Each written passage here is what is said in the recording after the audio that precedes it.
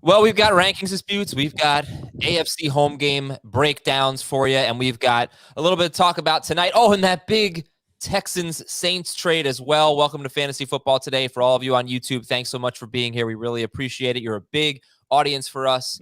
We love it. So please hit the subscribe button and get ready for some awesome start or sit advice.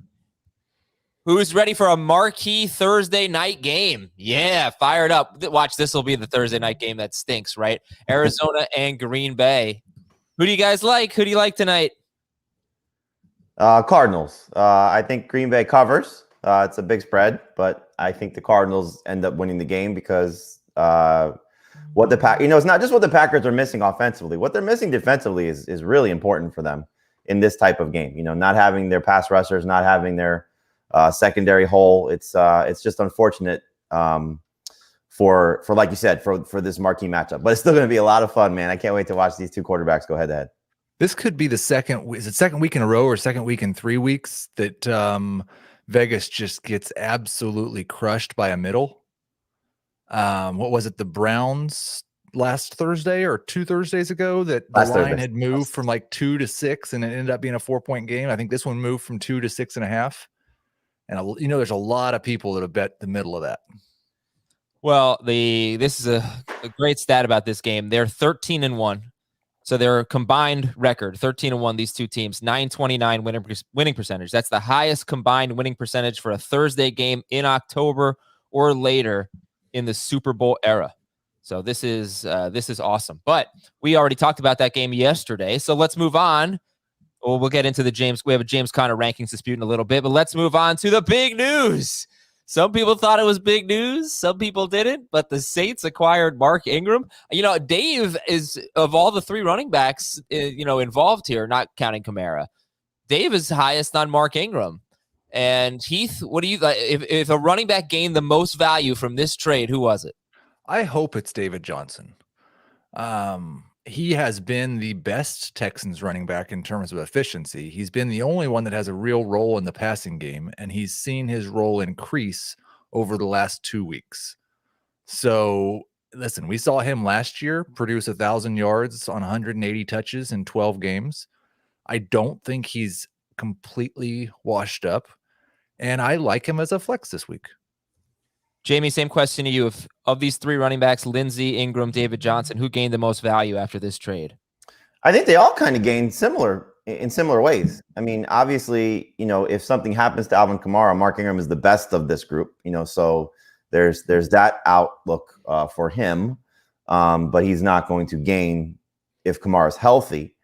But if everybody's healthy, I think he said it right, that David Johnson gains the most. I also don't think they're done. I wouldn't be surprised if there's another move that happens with one of their 3 guys now because, Rex Burkhead could still go to some other team as a special teams guy / end of bench type of running back that could help somebody's depth. But, I know Heath did. I don't know about you, Adam, just because I saw the transactions. But, we were kind of fighting, I think, for David Johnson and Phillip Lindsay in some leagues. He was picked up in all the transactions that I saw that happened. Both those guys, were picked up on all the transactions I saw for Wednesday night waivers. And so I think if you have an opportunity to pick up David Johnson first for me, Phillip Lindsay second, and Mark Ingram probably third, just because you don't need him right away. But you should be adding all of those guys because they absolutely all won in some capacity from this deal. And I just realized my tanking dynasty team is one Alvin Kamara injury away from gaining another 2nd round draft pick. All right.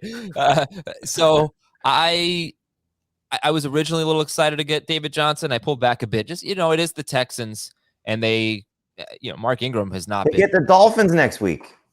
And they haven't been good in terms of yards per carry at all.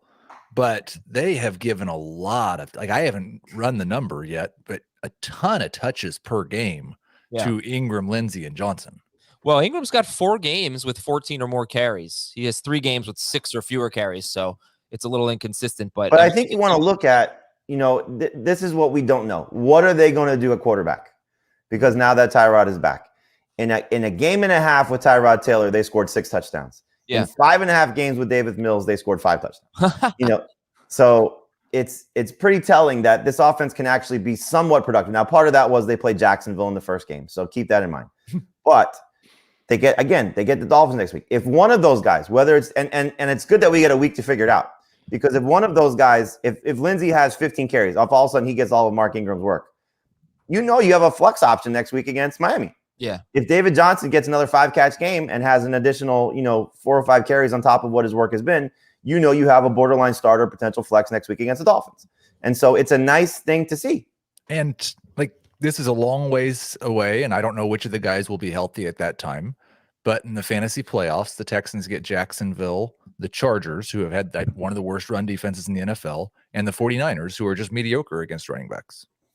And might have lost Kinlaw for the season.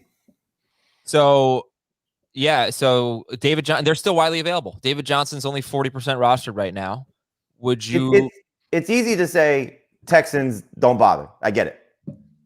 Easy analysis, but I think that's kind of like the wrong way to look at it. Right. Would you drop J.D. McKissic or Nyheim Hines for David Johnson? Nyheim Hines easily. McKissic, I think I'd rather still have. I'd rather have Johnson than both, but if I had to choose one, I would definitely drop Hines. Drop Ramondre Stevenson. Yes. Yep. Brandon Bolden or these guys. Full PPR. I think it comes down to what you need. And that's probably the same thing with McKissic. If you need somebody for short term, I'd rather have McKissic or Bolden. If you want to just speculate long term, it's just, if you're not playing those guys, why would you hold on to them? Yeah. Okay. David Johnson, 40% rostered. Philip Lindsay, 22% rostered. I in one league where I don't know if Sterling Shepard's playing and I don't want to lose Sterling Shepard, but I dropped him for David Johnson. Okay. And Sterling Shepard, he did practice on a limited basis yesterday. He is apparently the closest of the 3 receivers to getting back. Injury updates coming in a little bit. David Johnson, by the way, just final thought here, was actually top 16 per game last year. So kind of interesting. He had a pretty solid year last year, top 16 running back per game.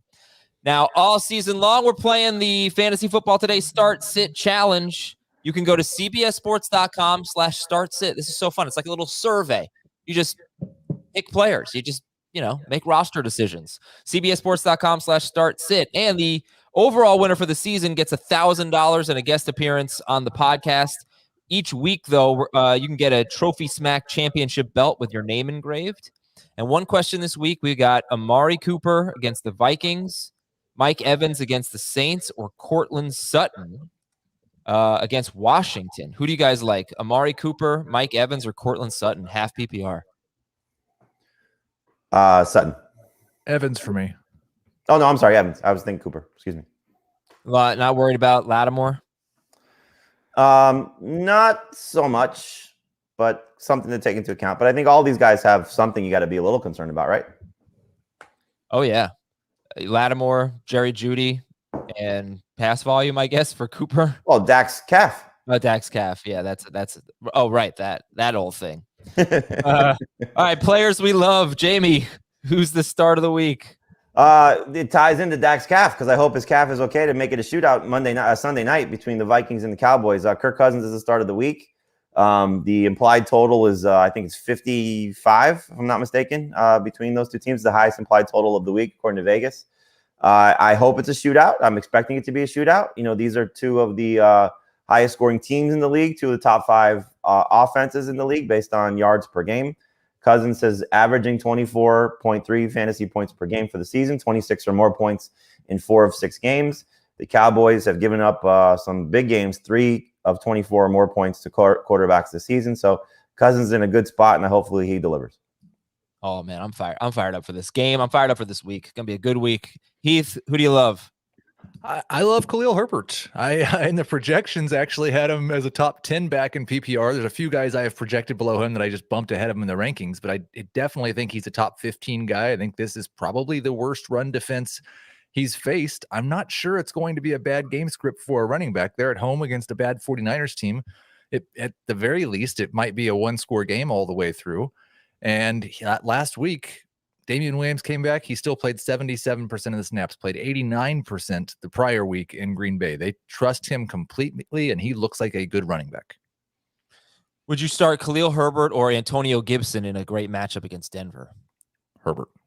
I would start Herbert also. I had high expectations for Gibson. I still do, but looking at what Herbert did last week, I think Heath nailed it. He's somebody when I redo my rankings is going to jump probably about 5 spots. So excited for it. The only concern would be is did they limit Damian Williams last week because of coming back from being, on the COVID list for what his circumstances may or may not have been. So that's the only slight concern. This is not a matchup thing. This is not a fear of the 49ers defense thing. This is all about what does Damian Williams potentially do, and hopefully it's nothing. Okay, Khalil Herbert. Now here's your format: non PPR. By the way, my 7-year-old is sitting in the room with me, and his two of his best friends, probably his two best friends, are both diehard 49ers fans. And he heard me say 49ers, and he just looked over at me and mouthed, 49ers suck. You're teaching him good stuff there. All right, so here's your format. It's non-PPR. It's 3 points per passing touchdown, and it's 2 points for a first down. Khalil Herbert or Justin Herbert? What the? Run the projections, Heath. Yeah. This is ridiculous. All right, fine. Don't play along. Players Justin to Herbert. avoid. Justin Herbert. Okay, good. I have a league like that. Very crazy league. I don't believe you. I have to make that decision. Players to avoid. JB, who are we sitting? I would probably like to sit all of the Dolphins. I know that's difficult to do with what Myles Gaskin might now become without Malcolm Brown there and what Jalen Waddle has been. But this is just a brutal matchup going into Buffalo. Buffalo coming off a bye, looking like they're going to be 100% healthy. Who knows what the mindset of Tua is at this point with the trade rumors swirling. I hope he rallies. I hope the team looks good, especially, for those people still starting Gaskin and starting Waddle. But number one team against opposing wide receivers. Obviously, they've been good against everybody not named Derrick Henry at the running back position. And so I think it's going to be a rough day, certainly for Waddle and Gaskin, and obviously Tua as well. Okay, Gesicki, though. I would prefer to avoid him also. I guess I should have factored that in. I apologize. But because of the position that he plays, he is still going to be started and should be. But this is a great team against tight ends also. Okay, so then you're looking at Tonyan and Ricky Seals-Jones. You have them ahead or behind Mike Gesicki? In non-PPR, I would start Tonyan over him. I don't love Ricky Seals-Jones this week either, so I would still stick with Gesicki. Okay. All right, Heath, who are you avoiding? I hate to do this, but I'm just going to say it. I'm really trying to avoid Aaron Rodgers. I know he's had 4 out of 6 good games without Devontae Adams. I don't like this situation at all. On the road, on a short week, against a defense that has been very good, without his top 2 wide receivers, not just without Devontae Adams, and his number 1 wide receiver, still kind of a maybe, but coming back from a hamstring injury that has caused him to go on IR. I just don't like this situation for Aaron Rodgers. And I think it's a situation where he might score 20 fantasy points, but 20 fantasy points is most weeks now QB 15 to QB 18. That's not generally a top 12 quarterback. And does the J.J. Watt injury change anything for you guys? Because Watt's likely out for the season. A little bit. They've played 1 or 2 games without Chandler Jones though. Yeah, he'll be back this week. Yeah. I think Chandler Jones is better than J.J. Watt. And so they were good with Watt without Jones. I think they'll be better with Jones without Watt. Okay. That was also against Cleveland and a banged up Baker Mayfield and the Texans. That's true. Yeah. Yeah, I step up in competition. It's a shame because I really wanted to, you want to see Devontae Adams in this game. I think the thing that you have to do with Rodgers, because I generally agree with Heath. I think that the floor for Rodgers is probably safe because he's good. And as Pete Prisco said, which just giving some context for somebody who's covered the league a long time, he's going to make his guys better. It's not that Devontae Adams is a guy. He's a great talent, but he's going to elevate by just giving those guys opportunities. Randall Cobb, Marcos Valdes-Scantling, Equanimeous St. Brown, maybe your guy Adam steps up, Amari Rodgers. Yeah. But Tonyan and Cobb and MVS and the running back anymore. And LaFleur is so creative, so I think he'll still get his, like he said, I think 20 points is probably something he could still get to. Will he get to 26? Will he get to 30? That's the thing you got to keep in mind with him. And so I still think, you don't make a transaction unless you really are desperate to guarantee a couple of extra points. I'd still start Rodgers. Okay. Please hit the like button, everybody, if you're watching on YouTube. And Heath, this is the last time I'm going to speak to you before Halloween. So just want to wish you a happy Halloween in advance. Aren't you going to talk to him on Halloween? You Yeah. will talk to me the morning of Halloween and the evening of Halloween. I understand, but I'd like to know what your plans are, how much I candy you am bought. going to a Halloween party on Saturday night. Uh-huh. Costume has not arrived yet. What do you got? So a little nervous about that. Well, what is it? I got the sunglasses and the Kevin spilled the chili shirt, and I'm going as Aaron Rodgers showing up to training camp. Okay. So I got the orange That's sunglasses and the shirt. Nobody there will know who I am. We'll probably carve some pumpkins on Saturday. Yeah. And then, football all day Sunday, and get to about 5 p.m. We'll turn off all the lights in the house, and everybody's got to be quiet until the trick-or-treating's done. It's just awful. It's just awful. You guys, you ever seen The Exorcist? Not all the way through. I think I have seen it. I mean, I know I've seen big parts of it. My God, is it good? I was watching it last night. What an amazing movie. And look at there's Heath's Halloween costume. Kevin spilled the chili. What a great moment that is. I plan on watching a lot of spooky movies this week. So I can't wait for that. Best time, my favorite holiday. It is officially my favorite holiday. Maybe it's because I live in Sleepy Hollow and we have a headless horseman just riding around all the time. It's not a holiday though. It's a holiday. It should be just do things. If you're the president of the United States, do things that make sense and make Halloween the last Saturday or the last Friday of every October. Why does it have to always be on the 31st? Just do. What would you rather have? The day after Halloween off? The Super Bowl. Or the day after the Super Bowl off? Of course, the Super Bowl. And we're getting really close to the Super Bowl being a national holiday, right? Because President's Day. Get it pushed back one more Sunday, and that's the way it works. It'll be in March in 5 years. All right. News and notes. Dak Prescott was limited. They seem optimistic. DeAndre Hopkins questionable, but he's expected to play. Just mentioned J.J. Watt for the Cardinals, likely out for the season with a shoulder injury. Antonio Brown's injury could be a little bit more long-term than we expected here. He might go on IR. All of the injured Giants players that matter, they all practice, Barkley and the three receivers, but not in a significant way that says whether or not they're going to play. Well, just keep in mind, it was a walkthrough. It was not a practice. Today's their first official practice day. Right.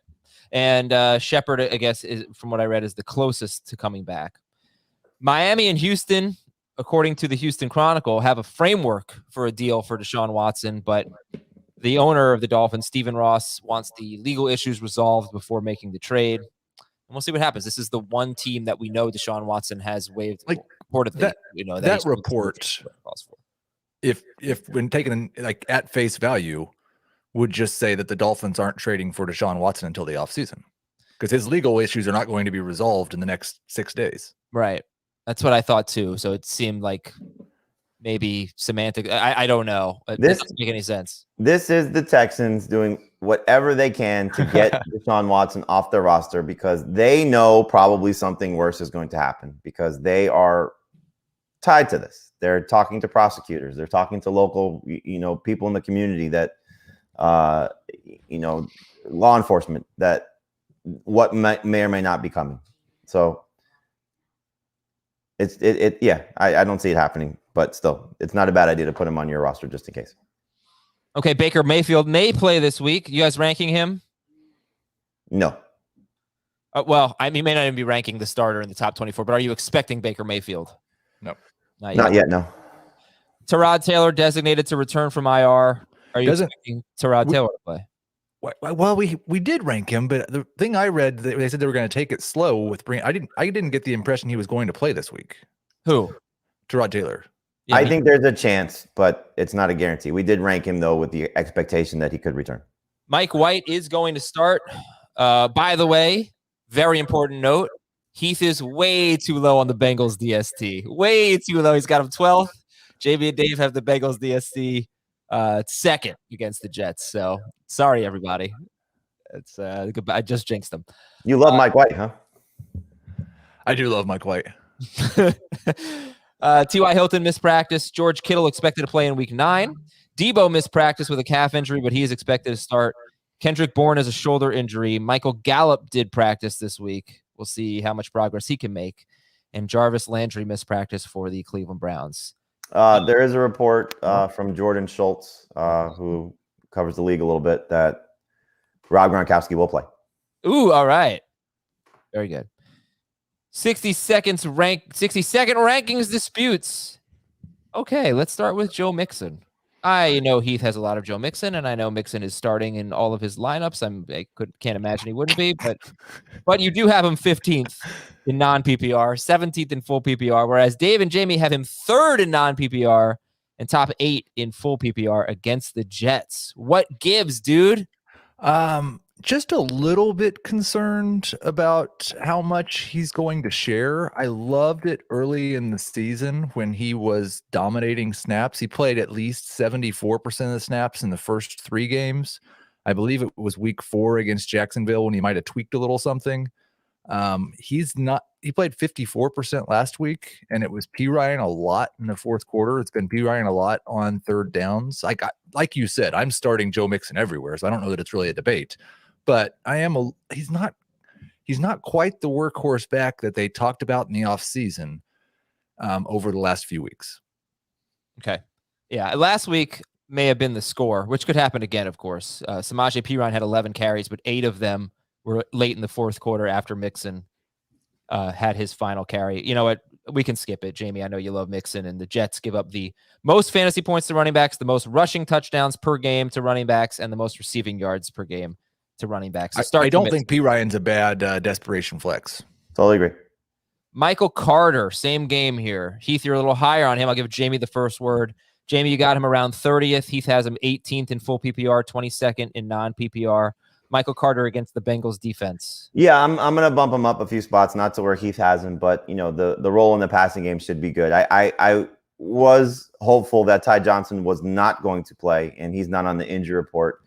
He suffered a concussion, at least reportedly, in the game to the Patriots. But the fact that he's seemingly fine and cleared, you're going to see at least some sharing. Tevin Coleman's still dealing with his hamstring injury, so he did not practice on Wednesday. But Carter's in a good spot with Mike White, and I think that's something you want to, hopefully, can build off what we saw last week with the 9 targets and 8 catches and just all those dump-off passes. So that's the positive, but I don't think he'll score.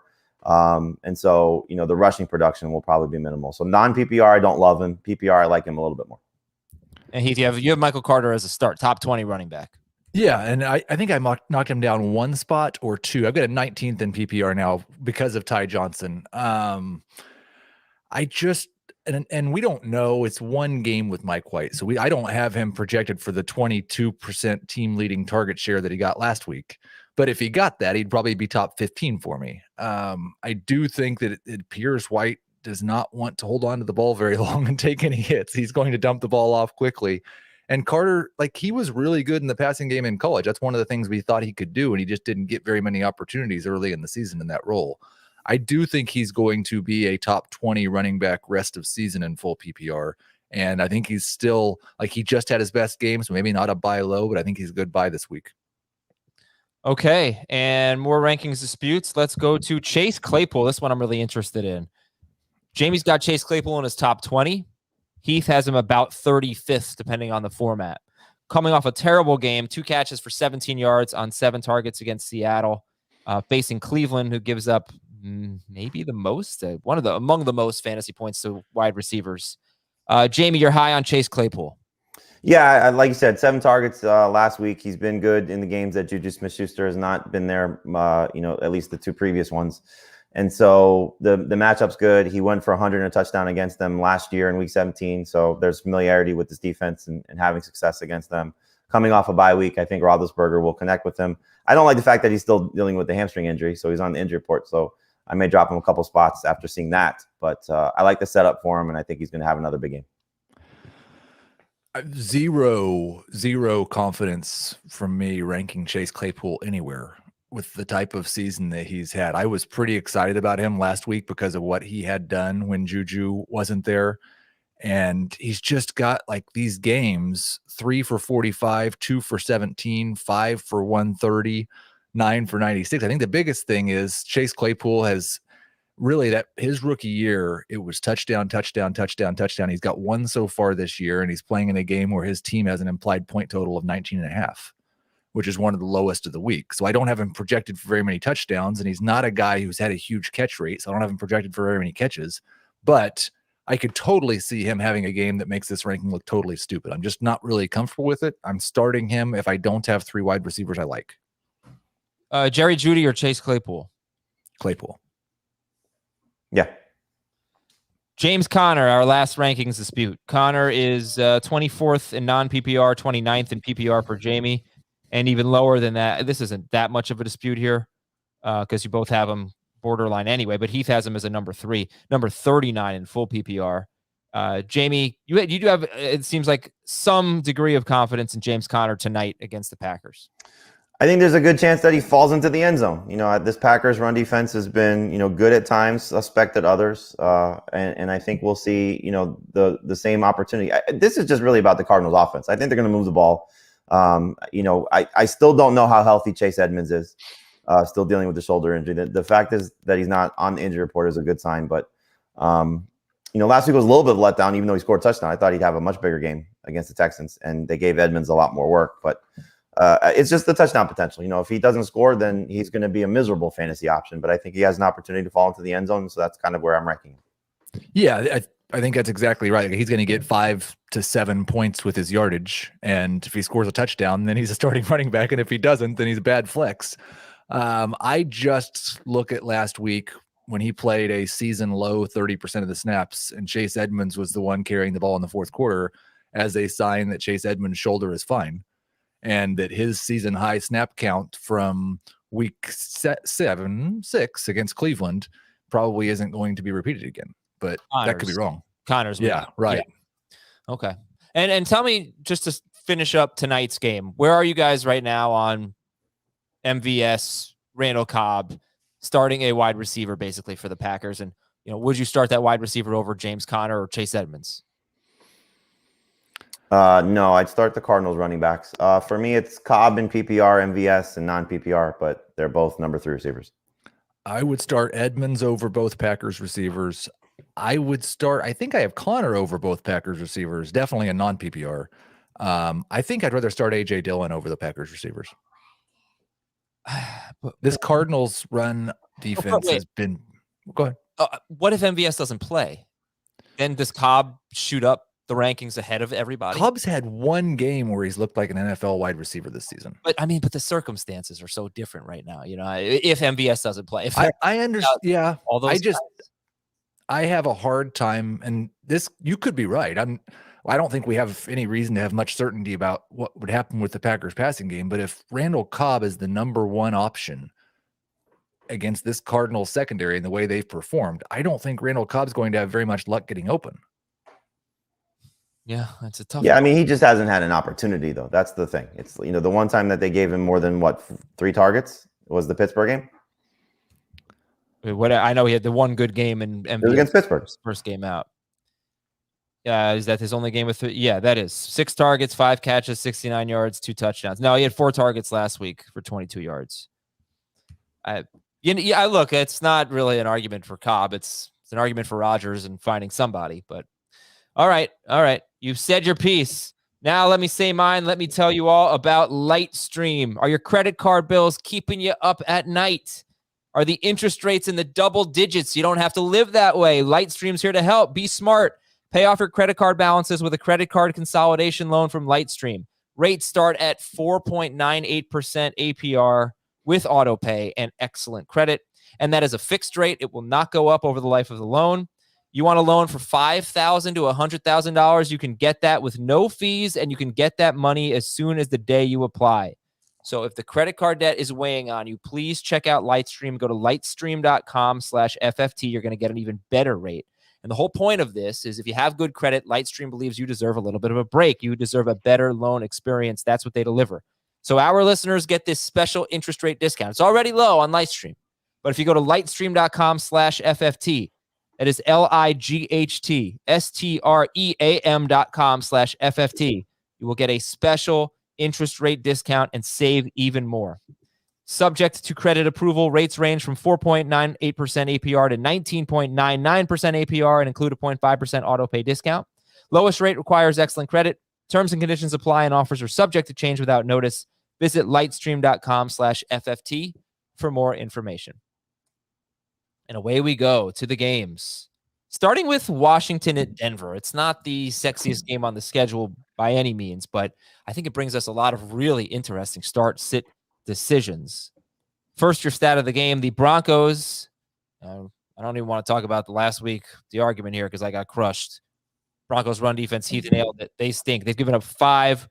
They're injured. They're depleted. 5 rushing touchdowns and 2 receiving touchdowns to running backs in their last 4 games.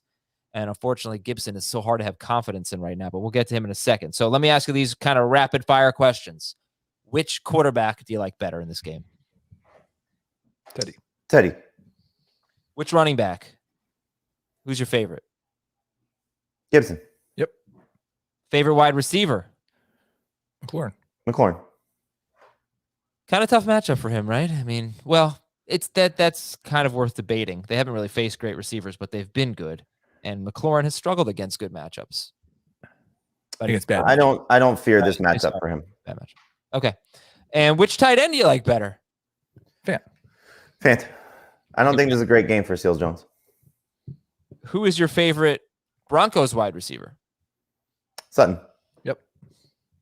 Yeah, Dave is very high on Judy, and you guys are more on Sutton here. So, all right, let's get to the quarterbacks here. Heineke versus Bridgewater. You guys said Bridgewater. It's fairly close. Bridgewater or Aaron Rodgers? Teddy for me. I'll still stick with Rodgers, but they're close. All right. What are we talking about here? We're talking about arguably the best matchup for Bridgewater. They do give up the most fantasy points to quarterbacks. They're not necessarily the worst on a per pass attempt basis, but I think it's 6 straight games they've given up at least 26 fantasy points to the other team's starting quarterback. We just need Teddy to throw 34 passes. That's it. And because when he throws 34 passes, he's awesome. 33, we saw last week, not enough, as Jamie pointed out. But I think the key to that, is that Washington has been very good, underrated good against the run.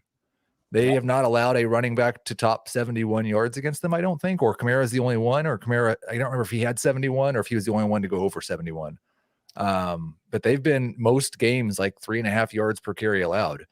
So I'm not sure that Denver has a lot of success running. Kamara had 71 yards. He's the only running back who's rushed for more than 62 yards against Washington. 3.45 yards per carry, 2 running backs. Then they do give up some touchdowns. They're 18th against running backs. They got one of the best yards per carry, but 18th against running backs. But yeah, I mean, that's why teams are throwing on them a lot. And then you got Judy coming back as well. So are you sitting? I guess we're starting with the Broncos here. Does that mean, Heath, that we're sitting Gordon and Javonte Williams? I mean, I don't know if everybody else has that luxury, but I would start Michael Carter over both of them. I would start Zach Moss over both of them. In full PPR, I'd still start Myles Gaskin. I'd start Devontae Booker if there's no Saquon, which we may not know that on Sundays. That could be a tough decision, but I would like to not start Gordon or Williams. Jamie, why Sutton over Judy? Oh, I think just to give Judy a game back to see how he looks. I know the reports in practice have been, good, but Sutton's done a nice job with Teddy so far.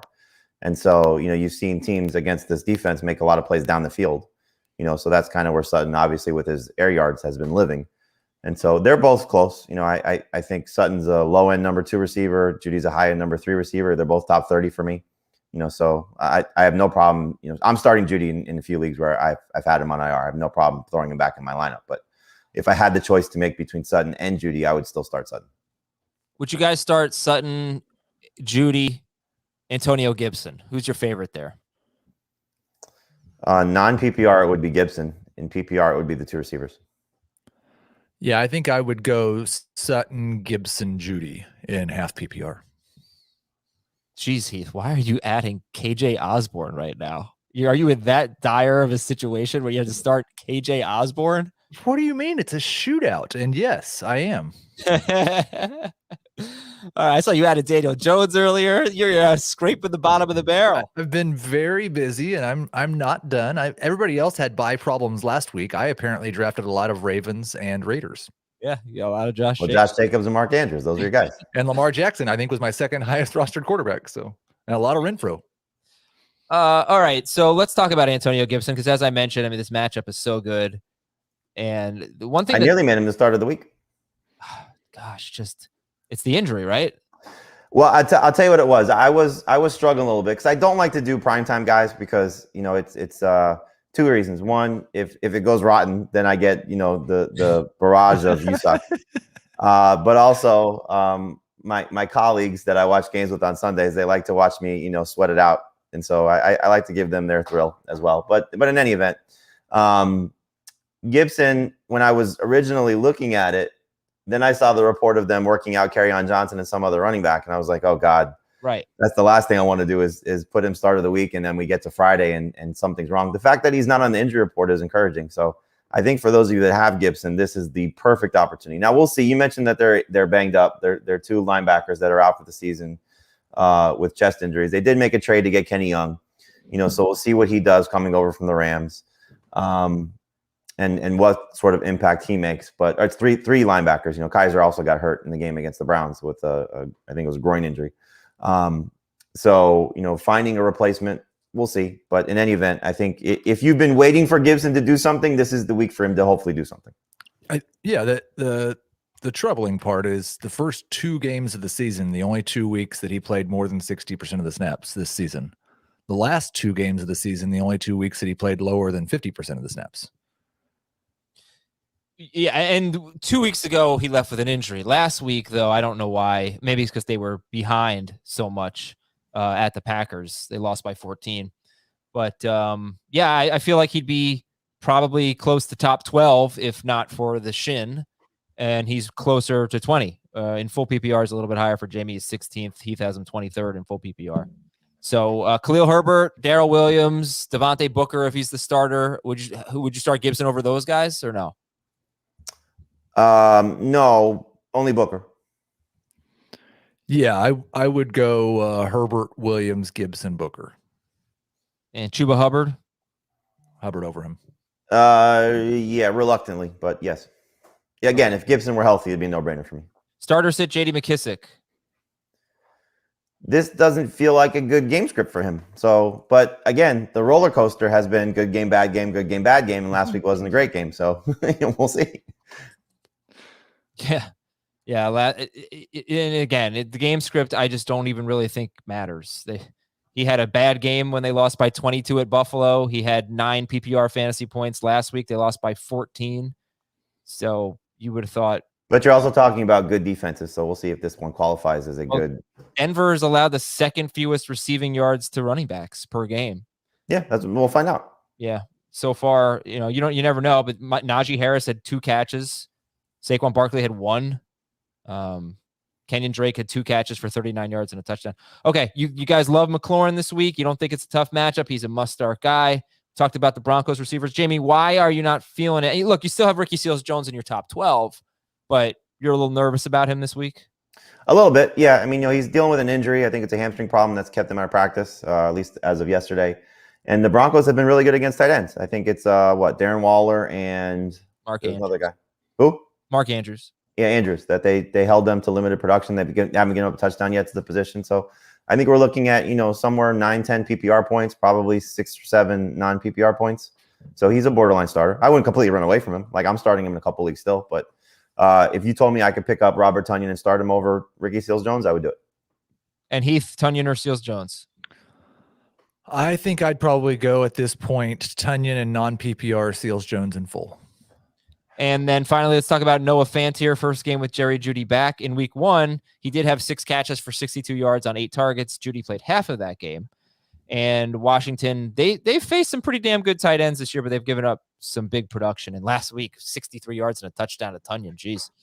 So are you confident in Fant, Heath? I'm as confident in Fant as I am as in a non-top 5 tight end. Like, that's not a good word to use for bottom half of the top 10 tight ends, but I do, and this could prove to be wrong, but I mostly think that there's a tight end bucket and there's a wide receiver bucket, and Jerry Jeudy's targets are going to come from the wide receiver bucket, and Noah Fant's still going to be a 17 to 20% target share guy. You guys like Fant better than Ricky Seals-Jones? Do you prefer Fant or Mike Gesicki this week? Fant. Fantastic. Let's go to the Patriots and the Chargers. Hold on. What? Said well done. Oh, well, I thought you said hold on. Oh, no. Well done. Excuse me. Well done. I thought your son was going to say that the Chargers suck or something like that. No. Okay. He's trying to watch the show live on YouTube. Oh, really? A little bit, Yeah. little delayed. Tell him to hit like. New England at the Chargers. So, yeah, an injury to keep an eye on. Justin Jones for the Chargers, starting defensive tackle. He's missed almost all of the season. He's designated to return from IR, and they are praying that he gives them a semblance of a run defense.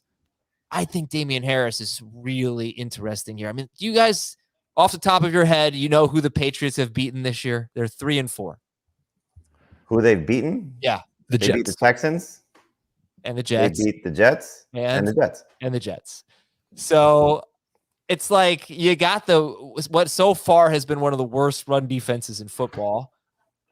But you also have the Patriots don't know how good they are. They've been able to keep it close by Jamie. They've been able to keep it. Jamie hopped off for just a second. I'm sure I'll be right back. They've been able to keep it close, Heath, with Dallas, with Tampa Bay. Those games have been at home with Miami. Can they keep it close? How much does the game script matter for Damian Harris? Give me your thoughts, I guess, on Damian Harris. Long-winded way. The game script matters a lot to Damian Harris, and I'm just not sure what the game script is going to be. Like, road games are bad, but it doesn't really matter when you're going to the Chargers. There'll probably be as many Patriots fans there as Chargers fans. Right. I think because the run defense is so bad and the opposing offense is so good, you just rank him as a low-end number 2 running back. And he does have top 12 upside this week because he's facing the Chargers and could get 18 carries if the Patriots keep it close. And he also has a disastrous floor. He's got a wide range of possible outcomes this week. Damian Harris or Antonio Gibson? Harris. Harris in non-PPR. I'll take my chances with Gibson in PPR just with a couple catches that he'll get. Damian Harris. I like Damian Harris a lot this week, though. Damian Harris, you do? All right. Yeah. Because wow, I forgot. Do you remember last year when the Patriots went to LA to play the Chargers? Yeah, 45-0 Patriots. 45, yeah. And that was and then they lost to the Jets the next week or something. That's fantastic. Herbert threw 53 passes for 209 yards. 4 fantasy points. Now, that's got to be on their mind, right? It's Belichick against rookie quarterbacks. Not anymore, though. I mean, revenge. All right, so you know what? Harris is someone we should spend some time on. I think the rest of this game is fairly easy, right? Herbert, Mike Williams, Austin Eckler, easy starts. We'll talk about Keenan Allen. But why are you high on Damian Harris, Jamie? Oh, I mean, this run defense, that's what they're allowing you to run. They want you to run. And the Patriots are going to run. And so he scored in 3 straight games. They gave up, 6 touchdowns in their last 2? It's just expecting him to find the end zone, which I think he'll have an opportunity to. He's healthy. I think what we've seen from him when he's not been healthy is when it's been a problem for him. And the fact that he's not in the injury report is a good thing. So the rib injury hopefully is behind him. And the Chargers are really good, but they haven't really been blowing teams out. They beat Washington by 4, Chiefs by 6, Vegas by 14, but it was 7 points late in the 4th. Cleveland by 5. You could say that the Patriots aren't as good as those teams except for Washington. But obviously for Harris, you want the game to stay close. Any interest in Brandon Bolden? He's 24% rostered. Yes, for sure. I mean, I think this is not. I know the numbers don't suggest it because of how they do against pass catching running backs, but this is sort of a unique team in how they use those guys. So he's not a must start or must play by any stretch. But if you're desperate, like Heath is scrambling to pick up guys, if you're in that type of scenario, I don't think it's a bad pivot play for somebody who's probably looking at 5 catches and whatever else he does on top of that. Hunter Henry, talk about revenge game. Oh, Hunter Henry, top 8 in non-PPR, top 9 in PPR. So Henry or Fant? Henry for me. It's Fant for me, and I'm just a little bit nervous because Jonnu Smith was at practice, and we're ranking it as if Smith's not going to play. Smith's role has he was limited though, right? He was limited. Yeah. And if Smith is able to play, though, I'm not going to have Hunter Henry as a top 8 or top 9 tight end, probably.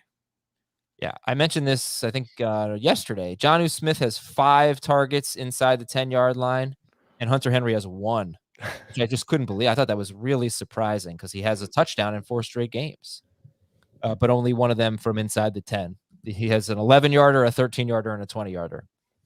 This team has been terrible against tight ends. I know, but look who they've played. Logan Thomas, Cowboys, Kelsey, Waller, Njoku, Mark Andrews. Njoku had 149 yards and a touchdown, though. All right, Justin Herbert, good to go. Started Herbert or Hurts this week? Hurts. Oh, Jamie left again. Okay, yeah, Hurts, but we do like Herbert. He's 9th for Jamie, 8th for Heath, 5th for Dave.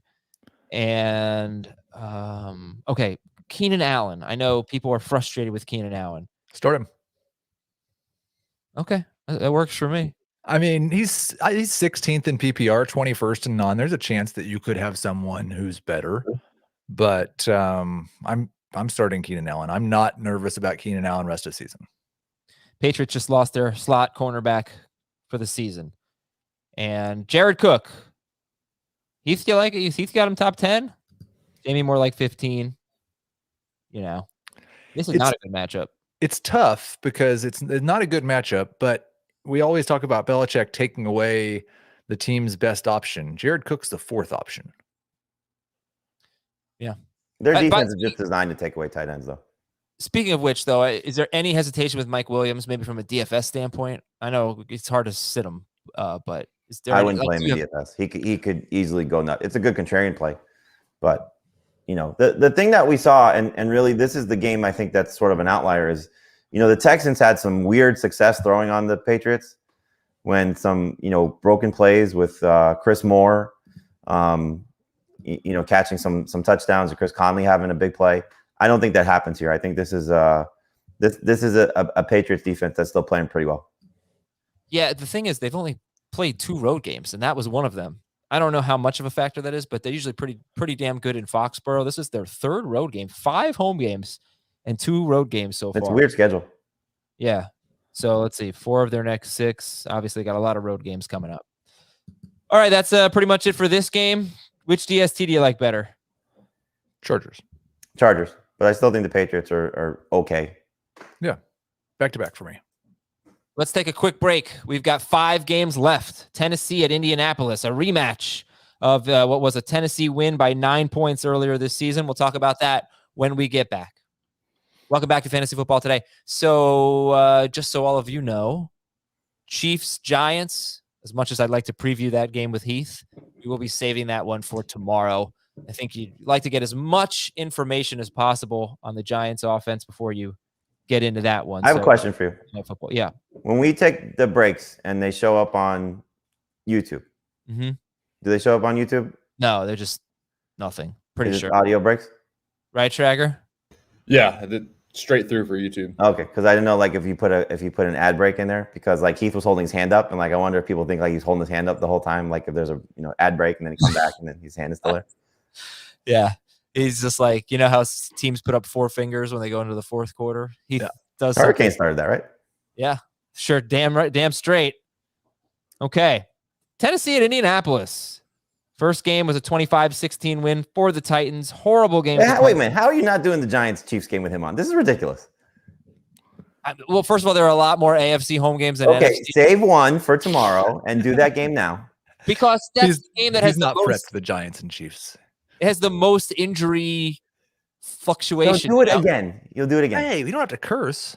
All right, we'll see if we have time. You know what? It's up to you to be quick here. Tannehill or Wentz? Wentz. What about the fact that he was so bad in the first meeting? Doesn't matter?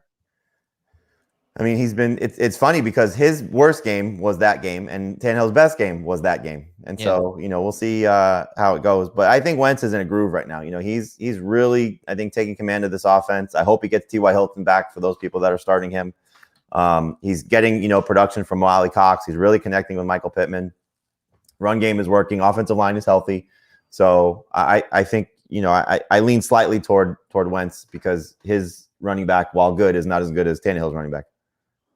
Yeah, and Tannehill's running back is averaging about 28 carries per game, which is insane. He's on pace for about 470 carries in 17 games. And Mike Vrabel hates Ryan Tannehill so much, he's not even giving him goal line passing opportunities now. Okay, so either of them ahead of Aaron Rodgers? Finish up on that. No. Yeah, Wentz is for me. Yes. Sorry. I have both ahead of Rodgers. Wow. Okay. I might put Rodgers ahead of Wentz. Start the running back. Start A.J. Brown. Start or sit Julio Jones. I do not want to. I would prefer not to either. Pittman or Jones? Pittman. I think if T.Y. plays, I'd probably play T.Y. over Jones.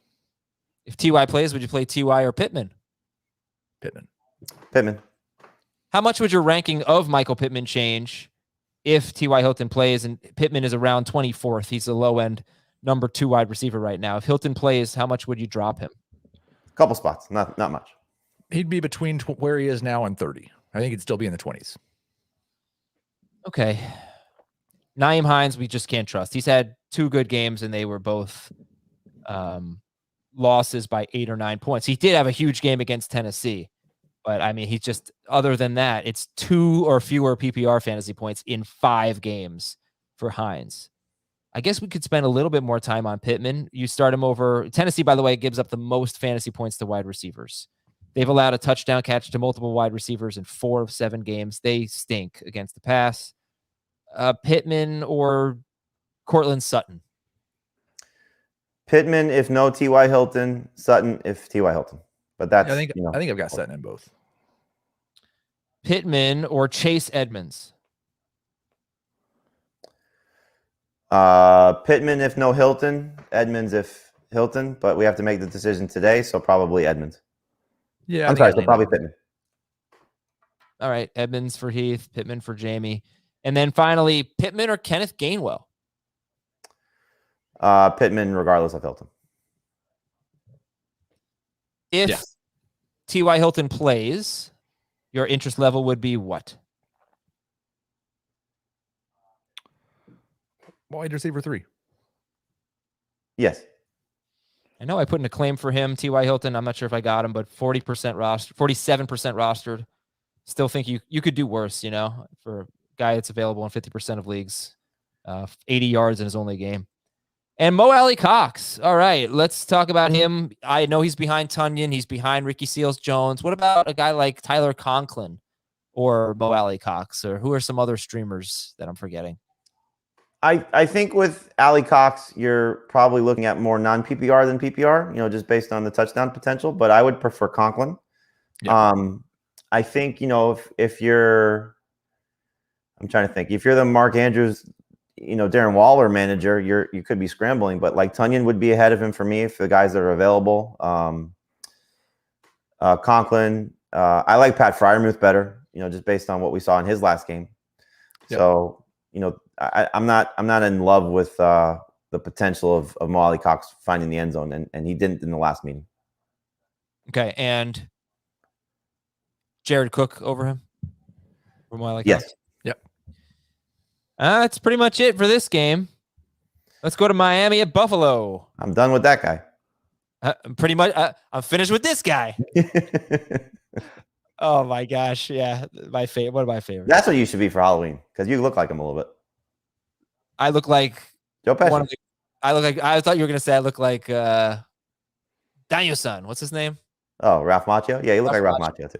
Yeah. But you could, if you poof up your hair a little bit and you get the maroon suit, you could probably go as Joe Pesci and My Cousin Vinny, and then get Allie to go as I forget what her character. Yeah, Mona Lisa Vito. Yeah, I was gonna say Marissa Tomei. We can do that. It's positive traction. Positive traction. What is just that is it's the fun. It's the 5 funniest movies of all time. It's anytime it's on, I stop. Every time. It's so watchable. Heath's never even seen My Cousin Vinny. I have seen My Cousin Vinny multiple times. And you love it? What actually would be kind of funny if you guys were together. If Heath went as the judge and you went as My Cousin Vinny. Yes, that would be awesome. The judge is so funny. What's his name? That's Eddie Munster. Yeah, I know that, but what's his name in real life? I don't know. Well, he's no longer with us. I know. He is so perfect in that role. All right, Miami at Buffalo. I have 4 stats of the game. You say you? What is a Ute? Stat of the game number 1. Let's just do my cousin Vinny line. Yeah. Forget this game. Start a ball, sit a ball. Jalen Waddle has 44 catches this year, and only 2 of them have gone for more than 20 yards. Mike Gesicki has 7 fewer catches, but 9 catches of 20 or more yards. Devontae Parker has only 17 catches, and he has 4 catches of 20-plus yards. So it is really bad for Waddle. But if you look at his ADOT by game, noticeably higher with Tua. So that is good. Last week, not quite as much, 6.6. That's low, but not like Brissett low. It was so low with Brissett.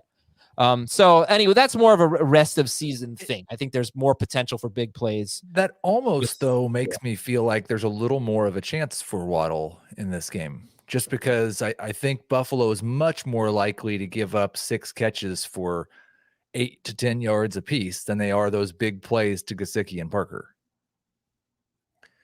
We're going to find out quickly how much this offensive line got fixed for Miami or how much was it facing Jacksonville and Atlanta, because they've looked a lot better the last 2 weeks. Obviously, Tua playing over Brissett is going to make the offensive line look better because he doesn't hold the ball as much as Brissett does. But, man, does this Buffalo defense scare the hell out of me for this Dolphins offense. And well, what about for Waddle? And are we expecting Parker to play, by the way? Limited practice. He was limited in practice last week, so at this point you have to expect him not to play. But, I mean, Waddle is probably looking at, like a 5 for 50 day in my mind. 5 for 60 day. 6 for 70 maybe would be, what you're hoping for. Something along those lines. I don't think he scores. I just think that they're going to take him away. Yeah. Stat of the game number 2. A running back has rushed for a touchdown in 6 straight games against the Dolphins. You like Zach Moss, Heath? I don't love Zach Moss.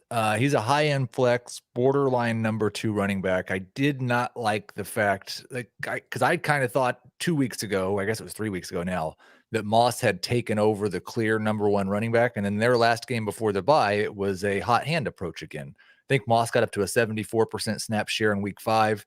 In week 6, he was back down to 55%, where he's been in that range most of the time that he and Singletary have played together. So I do think that there's some risk for Moss that if Singletary gets off to a hot start and he continues to get the first drive most weeks, and Moss has a bad drive on the first drive, that we just see a mix the entire game.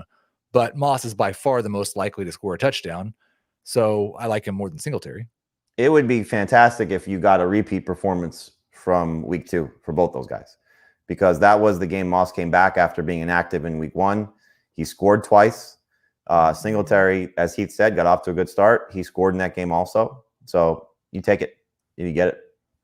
Yeah, we said that Moss is the fourth quarter guy, so that he has been for the most part. So you hope that they can just run out the clock in this game. Which brings us to stat of the game number 3, Cole Beasley. In his 3 good games, Josh Allen has thrown 51, 43, and 47 passes. In his 3 bad games, Josh Allen has thrown 33, 30, and 26 passes. And those were 3 blowout wins. The 3 good games for Beasley, they went 1-2 in those games. And then they had the blowout win against Washington. But you could say that Cole Beasley so far has been tied to game script. So that's probably not a good thing. Oh, I thought you were going somewhere else. I thought you were going to say the Bills should stop throwing to Cole Beasley because they lose when they do. Well, you heard what he said in the loss to the Titans, right? No. He was asked about scoring his first touchdown. He said, I'd rather win than catch touchdown. I think that's a good idea. And then stat of the game number 4, Buffalo tight end Tommy Sweeney has a 100% catch rate, 4 catches, 4 targets, 4 yards. Every single one of his catches has been for 1 yard. So I'm glad you brought up Sweeney in relation to Beasley, because this is, I think, what you have to sort of tell yourself until we see it, is without Dawson Knox there, is it Sweeney and Gabriel Davis who benefit, or is it the top 3 receivers who benefit without, those whatever targets you're talking about, the 5 to 7 that Dawson Knox has been getting. So does that go to Beasley? Does it go to Diggs? Does it go to Sanders? Or does it go to the second tight end, which is Sweeney, or does it go to maybe a 4th receiver in Davis? I would hope it goes to the top 3 receivers, and that's where the disbursement ends up. And so maybe Beasley benefits in a positive game script without the tight end there and some red zone opportunities. Maybe it's Sanders getting more opportunities because he's been doing very well in limited targets. And obviously you'd like to see Stephon Diggs start to play like the guy we saw last year before Sanders and Knox were a thing. Yeah, Sanders, by the way, is the deep ball guy. His ADOT is like 19 yards, which is crazy. So real quick on this, not real quick, but on this game, as far as the Dolphins go, do you have confidence in anyone? I know where it's hard to get away from Gesicki, But do you have confidence in anyone? And Gaskin is obviously coming off a big game. He's got the goal line role, hopefully now with Brown out. Heath, do you have confidence in any Dolphin? Again, like I said with Noah Fant, confidence is the wrong word, but I think Waddle's a PPR number 3 wide receiver just based on the fact that he's probably going to catch 5 or 6 passes, and that generally turns into double-digit PPR fantasy points. I think Gaskin is a high-end PPR flex. I would still start Gaskin over Moss and Singletary in full PPR. And I'm starting Gesicki because he's a tight end. Would you start a Thursday night running back or Myles Gaskin? Not Aaron Jones, obviously, the other guys. I would start Edmonds over Gaskin in PPR, and I would start Connor over Gaskin in non-PPR. I think I'd go Edmonds, Gaskin, Connor in both. Would you start Mike Gesicki or Zach Ertz? Gesicki. Still Gesicki, but that's close. Okay. For the Bills, Josh Allen, yes. Talked about Moss. Singletary's lower than Moss. Stephon Diggs, of course, you're starting. How much do you like Emmanuel Sanders? I like him a lot. Yeah. This is a defense that's struggling. He's in a good groove right now. He's not a slam dunk must start guy, but he's pretty close to it. Okay, he's top 24 per game actually for the season, and he has 74 more yards. This was his last bad game. Go ahead, Heath. He's been so good, and it's hard to go away from that. It does feel like there's probably another bad game coming soon where he has 5 targets and it turns into 3 catches for 50 yards and no touchdown. But I mean, he's got 4 straight games with at least 12 PPR points, and he scored 4 touchdowns in his last 4 games. I'm gonna have a hard time sitting him. Emmanuel Sanders or Keenan Allen? Allen. Oh, still Keenan Allen, yeah. Somebody asked in our chat, AJ Dillon or Myles Gaskin? Gaskin. Okay. All right. And then that's it. I mean, that's it. Buffalo's DST is a must start. They're top 4. Before we go on, I want to tell everybody to hit subscribe. Look at this subscriber count. We are so close to 45,000. We're at 44,983. So please subscribe to this channel. That way you'll know when we're going live. We've got every podcast is live. We've got these live streams later today, 2 p.m. Eastern, to answer your starter sit question. Tuesday night, Thursday afternoon, Sunday morning before the games. So please hit subscribe. We want to get to 45K. Oh, there you go. It's up to 984. All right, 44,984. We are 16 away from our goal for the day. So please hit subscribe. Jacksonville is at Seattle. This is an uninspiring stat of the game. I don't know if it's going to do anything for you, but couldn't really find a good one. So uninspiring stat of the game. Jacksonville is 26th against running backs. That's you missed bad. a joke there. You just said, speaking of uninspiring, Jacksonville. Okay, so you're right. You mocking me? Mocking me with that outfit? Jacksonville 26th against running backs, but they allow just 3.66 yards per carry to running backs. They actually have had a solid run defense, but they give up points. How do you feel, Jamie, about Alex Collins? Indifferent. I think if you have him on your team, you could look at that. Did we get there? Yeah. Hey, all right. 45,000. Woo! There you go. I'll do it for you, Ben. Boom! There we go. I think in regards to the Collins, I mean, that was like the worst thing. Like you asked me about Alex Collins when we hit a milestone. Like he's got an opportunity here. He has a great opportunity. I wonder how much Rashad Penny is going to get more work. Shake off the rust last week. I think he's not a bad flex. So if he was dropped, I dropped him just because of some tough roster decisions last week. I tried to add him again. I wasn't able to. He's not a bad flex play this week. So I think the way that I would put it in non-PPR, he's in the same group as the Broncos guys, Michael Carter, James Conner, Chase Edmonds, non-PPR. In PPR, he's lower than that just because I don't know how much he'll catch passes. But this is a great matchup. I mean, Jacksonville's not good against the run, and they're at home, so this is a good bounce back spot for the entire team. But it's just a bad offense overall with Geno Smith under center. This is the grossest game, like maybe the grossest game of the season. And I don't know. You gave those stats. I don't know what to make of Jacksonville's run defense. It seems like they've been pretty good. To me, there are They're different types. terrible against the pass. Right. There are different types of bad run defenses. There are the teams that can't defend the run, and then there are the teams that are bad on defense and give up points, and that benefits the running backs.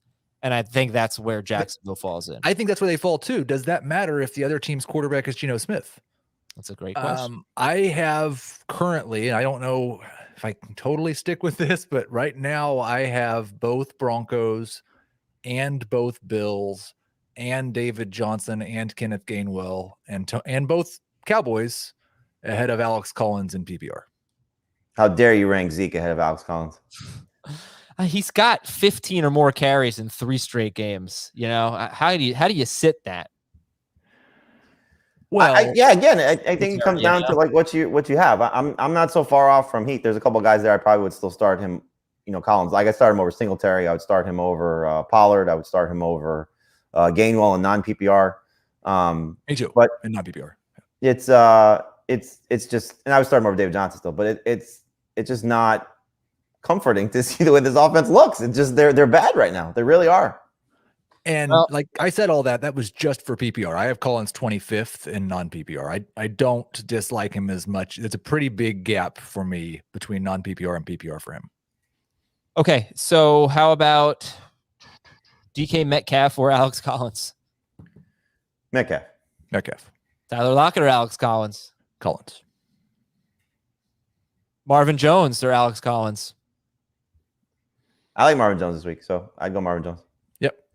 Marvin Jones over Tyler Lockett then. How about Marvin Jones or DK Metcalf? DK Metcalf still. Yep, me too. James Robinson's a must start. Trevor Lawrence is not.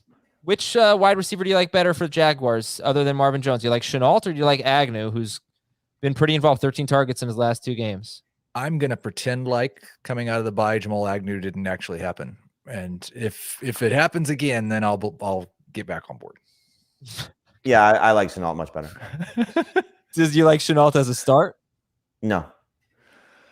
Low end borderline number 3. Shenault or Waddle? Waddle. Waddle or Collins? Alex Collins or Waddle?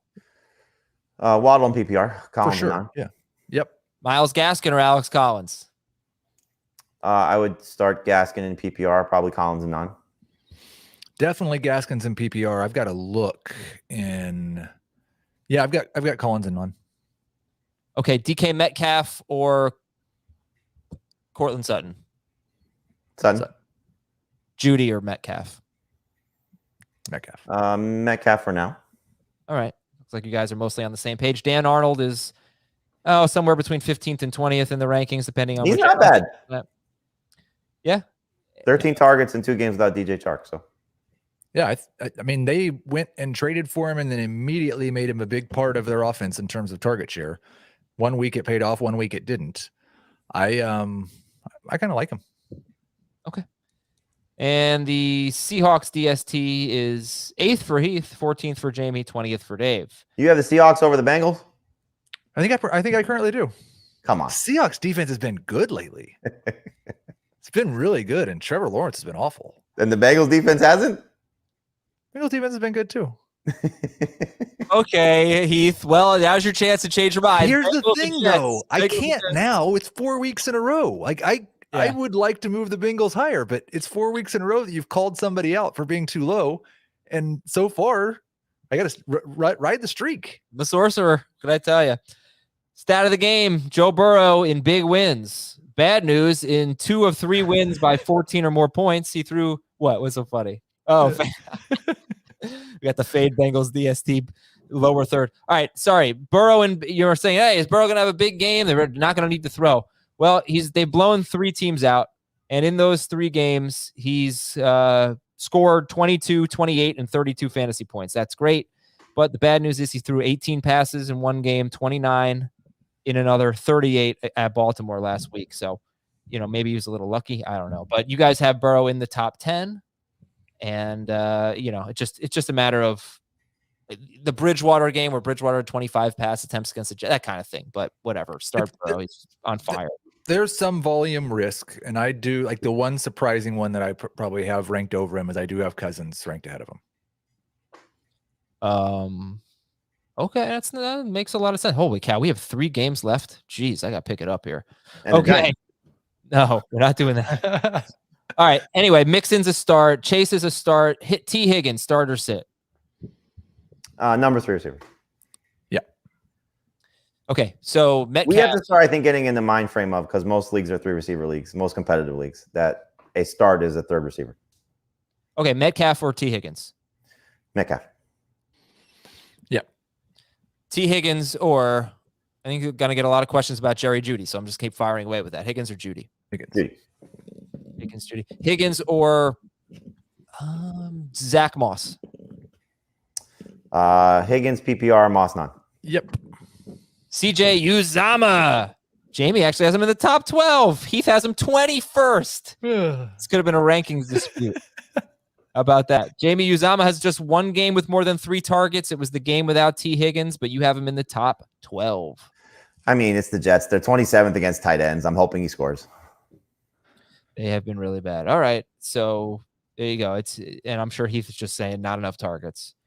Sit Mike White, I'm going to say. Michael Carter, we talked about earlier today in the rankings disputes. Can we just for 1 second, because it's fun, and CJ Uzama yards in games 4-0, 95, 16, 15, 91. I think he has to have 2 more bad games before he has another big yardage game. Michael Carter or T. Higgins. How about that?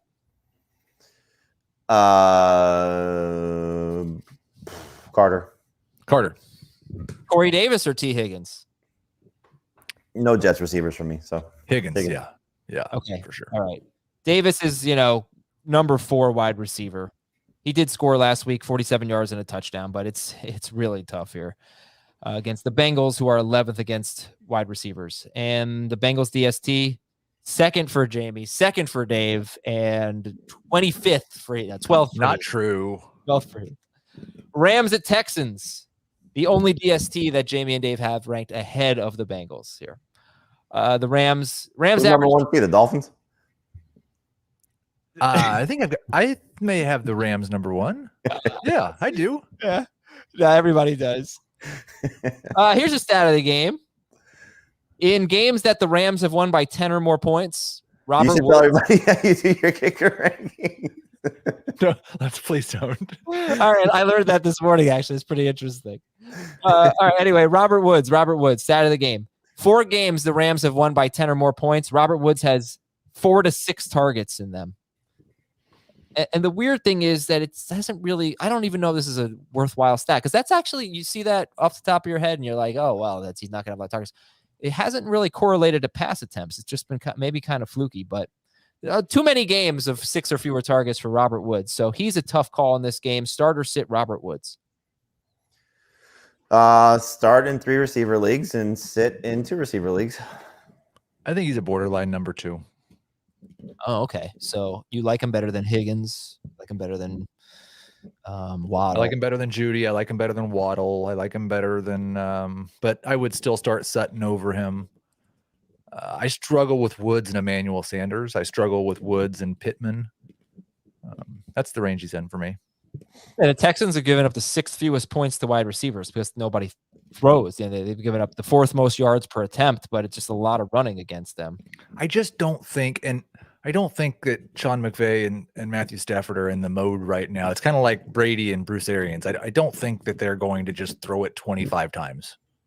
Oh, and Stafford in blowout wins, he has just been tremendous. 30 or more points against the Bears, the Giants, and then a quasi blowout win, I'll call it, against the Bucks, 37 points. I still wish they'd lost to the Lions. Me too. Meanie Pants McVay. Matthew Stafford is top 3. Darrell Henderson is top 10 in non-PPR, top 14 in PPR. And Kupp start, Woods start. Just a few more on Robert Woods. Robert Woods, or let's say Chuba Hubbard against the Falcons. Hubbard.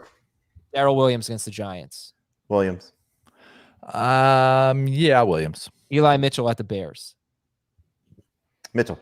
I've got Woods. Michael Carter. Did Akimix practice yesterday? I don't think he did, right? I don't think so. Yeah. Michael Mack is out. Sorry, Michael Carter or Woods. Carter. Woods and PPR. Carter none. Okay. Van Jefferson outside the top 40, 25% rostered. Tyler Higbee is pretty interesting. You know, he has the 4th most red zone targets in the NFL, 7th most green zone targets in the NFL. He scores this week. There you go. He certainly could. So, Tunyon or Higbee? Higbee. Okay. Gesicki or Higbee? Higbee. I've got Gesicki. David Johnson, starter sit. Flex. He's not a tight end, but he might be. If he was, he'd be a must start. Desperation flex. I like him as a flex. Okay. And I would like him more if Tyrod plays. David Johnson or Kenneth Gainwell? Gainwell. I tweeted about it last night. I've got Johnson projected better higher in both formats. How about Mike Davis or David Johnson? David Johnson. Okay. And how do you feel about Brandon Cooks? 3 of 4 games have been crap lately. So how does Brandon Cooks feel about his team right now? Well, he was pretty pissed off when Mark Ingram got traded. He saw his tweet? Yeah. He's really anti players getting traded. Right. Well, yeah, he has experience there. And this is I still don't know that he wants to leave. Revenge game here. How about that? I forgot. Ooh, revenge game. Yeah. How do you feel about him? What do you think? Fire him up. Adam, you know what my bold prediction was on Sunday, by the way? What? That Stafford would be the number 1 quarterback, Hopkins would be the number 1 wide receiver, and Graham Gano would be the number 1 kicker. And I only got one of those right. Was Gano? Yeah. What about Brandon Cooks, though? This is a tough call. Is it? I mean, you kind of know what you're getting at this point, right? No, I don't think so. Well, if the targets are there for him, you're going to get a borderline number 2 receiver. What are his last? Okay, his last 4 games: 5 for 47 at Buffalo, 3 for 23 against the Patriots, 9 for 89 at the Colts, who are terrible, 5 for 21 at the Cardinals. So that is 3 dreadful games in his last 4. And you guys have Brandon Cooks in your top 24 against the Rams. Right in that Robert Woods range for me. I'm surprised. Okay. Pittsburgh at Cleveland, our last game. You know, so it's a kind of a marquee game, but fairly easy from a fantasy standpoint. Who are the tough calls in this game? We already debated Chase Claypool. If you want to hear about that, we'll briefly touch on it. If you want to hear more about it, you can go to the 60-second rankings disputes. Who are the tough calls in this game, Jamie, if there are any, Pittsburgh and Cleveland? I don't think there really are, to be honest with you. I mean, you know, I don't really want to trust the Browns receivers. So there's not tough for me. We talked about Claypool. I like him. Obviously, Deontay Johnson, Najee Harris. I guess if you're looking for a flex play with Dearness Johnson, you know, based on how healthy is Nick Chubb and will Johnson take the bulk of the Kareem Hunt touches when both guys were healthy. So I guess you could look at it that way, but I would probably avoid Dearness Johnson if Nick Chubb plays. Yeah, I guess Claypool's really the only tough call. Jamie's got him in the top 20. Heath has him as a number 3-ish wide receiver. By far, because I think you love Johnson, love Harris, love Chubb. Kind of don't want to start anybody else except for Claypool, who I think is borderline. But yeah, everybody else is pretty easy. And I do think that Freiermuth is a good sleeper. Last game, first one officially without Juju Smith-Schuster, had 7 targets, 7 catches, 58 yards. So, you know, that's something that you could look at, and that might impact Claypool. Who's the best Browns wide receiver if they all play, if Landry plays? Beckham. If Landry plays, I would go with Landry. But if he doesn't, then, I mean, is Donovan Peoples-Jones going to play? No, it's Beckham. Okay. And Pitt's DST is top 6. Browns DST is 5th for Heath, 13th for Dave and Jamie. Browns over the Bengals? The Browns against Ben Roethlisberger? Absolutely. I could see that. I mean, not over the Bengals, but, you know. All right, Heath. What do you think about Monday night? What's your prediction? I picked up the Chiefs defense in a spot. You also picked up Daniel Jones in a spot. Picked up Daniel Jones in a spot. I would guess that the Giants are probably going to score 3 or 4 touchdowns. And also there will be at least one major turnover / special team / huge play from the Chiefs defense special teams because it's Arrowhead. I think Jones is a borderline starter. Booker's a borderline starter if Barkley doesn't go. I don't go. care about that. This is not. We're going to do this game tomorrow. I want to know what you think about the game. Like it's 10-point spread. You can't roll. I don't know how anybody would ever again bet on the Chiefs in a game with a spread. When they were winning Super Bowls, they weren't very good against the spread a lot of times. I think they won one game last year by more than 7 points or something. So I would definitely take the Giants and the points. It depends so much on who's healthy. The Giants really could score some points if they have 2 of their good, and not even counting Shepard. He's not really a playmaker. I think Dante Pettis is okay. I haven't seen him on the injury report. No, come on. The game opened -13. It's down to -10. I like the Chiefs. I think they blow them out, but good luck, Heath. All right. Thanks for listening and watching, everybody. We got the NFC home games and Giants Chiefs tomorrow, and we'll see you 2 p.m. Eastern today, Thursday, on youtube.com/fantasyfootballtoday for our live stream. All right. Let's rock and roll tonight with a big game. Cardinals and Packers can't wait.